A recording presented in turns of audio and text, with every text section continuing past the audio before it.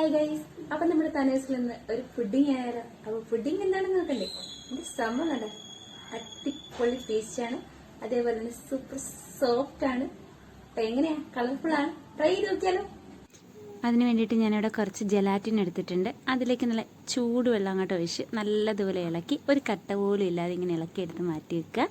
അതിനുശേഷം നമ്മൾ 3 പാത്രം എടുത്തിട്ടുണ്ട് കേട്ടോ. ഞാൻ ഒരു പാത്രം ഒരേ കണക്ക് കിട്ടാൻ വേറെ സ്റ്റീൽ പാത്രം എടുത്താൽ അതിലേക്ക് ഇതേ കണക്ക് ഒരേ അളവിൽ ഒഴിച്ചു കൊടുക്കുക. ഒഴിച്ചു കൊടുത്തതിന് ശേഷം 3 കളർ ആഡ് ചെയ്യുന്നുണ്ട്. ഞാനൊരു ഗ്രീൻ ആഡ് ചെയ്തിട്ടുണ്ട്, അതേപോലെ തന്നെ റെഡ് ഇടുന്നുണ്ട്. റെഡൊക്കെ ആകുമ്പോൾ നല്ല പക്ക അടിപൊളി സൂപ്പർ കളറാണ്.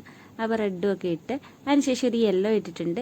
യെല്ലോ ഇട്ട് ഇങ്ങനെ 3 കോമ്പിനേഷനാക്കി ഞാൻ സെറ്റ് ചെയ്ത് വെച്ചിട്ടുണ്ട്. ഇതിനി ഒരു അരമണിക്കൂർ ഫ്രിഡ്ജിൽ ഫ്രീസ് ആവാൻ വെക്കുക. അതിനുശേഷം നമുക്ക് കുറച്ച് ചൈന ഗ്രാസ് എടുത്തിട്ടുണ്ട്. അത് വെള്ളത്തിലൊന്ന് കുതിർത്തെടുത്തതിന് ശേഷം കുതിർത്ത് ഈ രീതിയിൽ വെക്കുക. അതിനുശേഷം നമുക്കൊരു പാനിലേക്ക് കുറച്ച് പാലൊഴിച്ച് കൊടുക്കുക. പാലൊഴിച്ച് കൊടുത്ത് കുറച്ച് പഞ്ചസാര ഇട്ട് കൊടുക്കുക. പഞ്ചസാര നിങ്ങളുടെ ആ ഒരു മധുരത്തിനനുസരിച്ച് ഇട്ട് കൊടുക്കുക.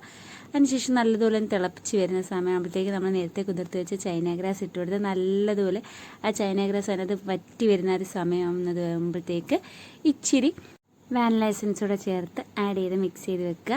അതിനുശേഷം നമ്മുടെ അരമണിക്കൂർ കഴിഞ്ഞതിന് ശേഷമുള്ള ജെല്ല് ദാണ്ട് വെളിയിലെടുത്തിട്ടുണ്ട്. ഇത് നല്ലതുപോലെ ഒന്ന് മുറിച്ചെടുക്കുക. ഇപ്പം ഞാൻ ക്യൂബ് രീതിയിലാണ് മുറിച്ചെടുക്കുന്നത്.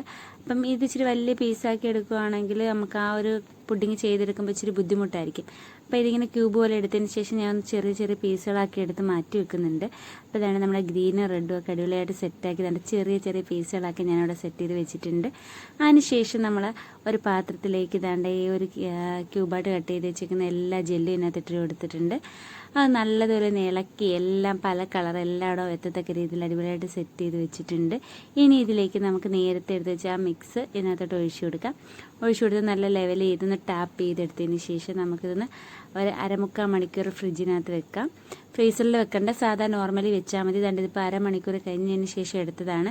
അപ്പം നല്ലതുപോലെ നമ്മൾ സ്പാച്ചിൽ എന്തെങ്കിലും കൊണ്ട് നല്ലതുപോലെ ഇളക്കി കൊടുക്കുക. അതിനുശേഷം നല്ല ഒരു പാത്രം വെച്ച് തിരിച്ച് വെച്ച് ഒന്ന് തട്ടി കൊടുത്താൽ മതി. നല്ല അടിപൊളി സൂപ്പർ ടേസ്റ്റി പുഡിങ് സെറ്റായിട്ടുണ്ട്. നല്ല സൂപ്പർ ഫിനിഷാണ്. അപ്പോൾ നിങ്ങളെല്ലാവരും ഒന്ന് ട്രൈ ചെയ്ത് നോക്കുക. അത്രയ്ക്ക് അടിപൊളിയാണ്. ട്രൈ ചെയ്ത് നോക്കിയതിന് ശേഷം നിങ്ങളുടെ അഭിപ്രായങ്ങളും നിർദ്ദേശങ്ങളും എല്ലാം ഒന്ന് എൻ്റെ കമൻറ്റ് ബോക്സിൽ രേഖപ്പെടുത്തുക. അപ്പോൾ എങ്ങനെ പുഡിങ് ഒന്ന് തിന്നു നോക്കിയാലല്ലേ അറിയാൻ പറ്റും. അപ്പോൾ നിങ്ങളെല്ലാവരും മറക്കാതെ ചെയ്ത് നോക്കുക. അപ്പോൾ എൻ്റെ വീഡിയോ ഇഷ്ടപ്പെട്ട നിങ്ങളെല്ലാവരും ലൈക്ക് ചെയ്യാനും ഷെയർ ചെയ്യാനും കമൻറ്റ് ചെയ്യാനും മറക്കരുത്. അപ്പോൾ thanks for watching. Bye bye.